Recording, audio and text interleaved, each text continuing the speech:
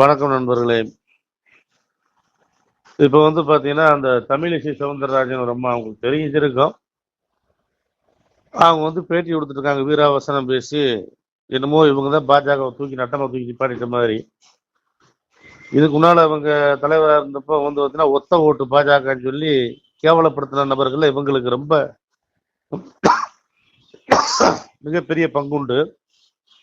ஆனா இன்னைக்கு பார்த்தா ரொம்ப வீராவசனம் பேசுறாங்க. 3 லட்சம் ஓட்டு வந்துருச்சான். 3 லட்சம் ஓட்டுலாம் உங்களுக்கு வரல, அண்ணாமலையுடைய உழைப்பால வந்தது. அண்ணாமலைக்கு கிடைக்க வேண்டிய ஓட்டு தான் உங்களுக்கு விழுந்ததே தவிர, உங்களுக்குலாம் தனிப்பட்டு பார்த்தீங்கன்னா, நீங்களே 1000 ஓட்டு இல்லை, மிஞ்சி போனா 100 ஓட்டு கூட வாங்க மாட்டீங்க.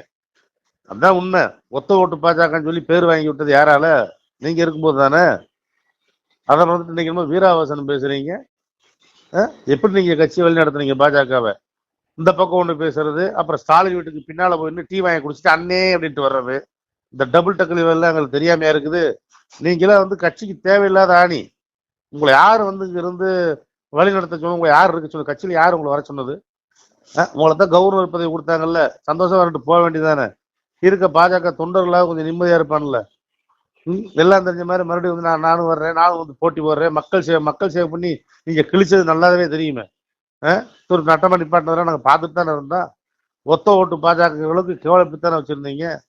இன்னைக்கு அண்ணாமலை உழைப்பினால பார்த்தீங்கன்னா மிகப்பெரிய ஓட்டு உங்களுக்கு. ஏதோ இந்த எதுவோ சொல்லுவாங்க, நெல்லுக்கு பாயிறது பாதி புல்லுக்கு பாயுதுன்னு, அந்த மாதிரி அண்ணாமலைக்கு பாயிர ஏதோ உங்களுக்கு கொஞ்சம் பாஞ்சு இருக்குது. உடனே வீராவசனம் பேசிட்டு இருக்கிறீங்க. இதுக்கு மேல நீங்க எத்தனை ஓட்டு எடுத்தீங்க? 1000, 100 ஓட்டா 200 ஓட்டா எத்தனை ஓட்டு எடுத்திருக்கீங்க? உங்க கடந்த காலத்தை திரும்பி பாருங்களேன். மக்கள் எல்லாமே பாஜக தொண்டர்கள் எல்லாமே காரி காரி துப்புவாங்க. அதுதான் உங்க நிலைமை. அதனால ரொம்ப அளக்காம ஆக வேண்டியது போய் பாருங்க. நன்றி நண்பர்களே. வணக்கம் இந்து சொந்தங்களே. திருநெல்வேலி மாவட்டம் நாங்குநேரி தாலுகா ஆண்டார்குளம் கிராமத்திலேருந்து நாங்கள் பேசுகிறோம். இது ஒரு ஃபேமஸான சிவன் கோயில். இந்த சிவன் கோயில் ஒரு காட்டுப்பகுதிக்குள்ளே இருக்குது. இதை புனரமைக்காமல் பல காலமாக பாதிப்பான சூழ்நிலையில் உள்ளது. இதில் பார்த்திங்கன்னா நிறையா நாகங்கள் குடிப்பகும், நிறையா மயில்கள் அடைகிறது. பல விசித்திரமான கோயில் இந்த கோயில். இந்த கோயிலை புனரமைக்கிறதுக்கு நாங்கள் பல காலமாக ரெடி பண்ணிக்கிட்டு இருக்கோம். ஆனால் எங்களால் இன்னும் முடியலை. எங்களால் எக்கனாமிக் பிரச்சனைனால முடியலை. இதை பாருங்கள், ஜல்லி அடித்து போட்டிருக்கோம். ஜல்லி எல்லாமே அடிச்சிருக்கோம். மேலே சீட்டு பாருங்கள், மேலேருந்து பனங்காயாக விழுந்து சீட்டெலாம் நொறுங்குது. உங்களால் முடிஞ்சது 5, 10, 50, 100 எவ்வளோ இருந்தாலும் சரி, நான் என்னுடைய ஜிபே நம்பர் சொல்கிறேன். இந்த நம்பருக்கு நீங்கள் கொடுத்து உதவுனீங்கன்னா இந்த சிவன் கோயிலை புனரமைக்கிறதுக்கு ஒரு உதவிகரமாக இருக்கும்.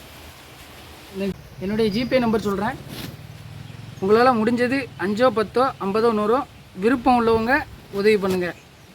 93 85 44 31 06 இந்த நம்பருக்கு உங்களால் முடிஞ்சது இந்த கோயிலை புனரமைக்கிறதுக்காக, ஒரு இறை அருள் பெறுவதற்காக நீங்கள் உதவி பண்ணிங்கன்னா கொஞ்சம் நல்லாயிருக்கும். நன்றி.